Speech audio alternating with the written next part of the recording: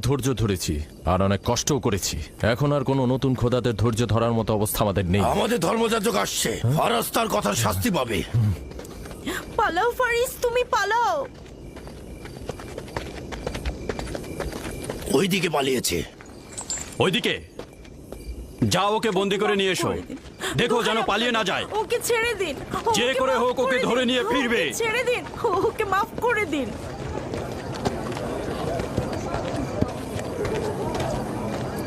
যদি শুধুমাত্র গভর্নরের জামাতা না হতে, তাহলে আমি জানি তোমাকে কিভাবে শায়েস্তা করতে হয়। মন্দিরের কোনো প্রতিনিধির সাথে আমার কোনো কাজ নেই। তোমরা সবাই চলে যাও। ইয়াকুবের কুফরি কথায় তোমরা কেউ কান দেবে না, আর কেউ বিশ্বাস করবে না। তোমরা কি কেউ দেখছো না? হ্যাঁ, এই ইয়াকুব তার কুফরি কথাবার্তার কারণে ফাদ্দানে দুর্ভিক্ষ নিয়ে আসছে।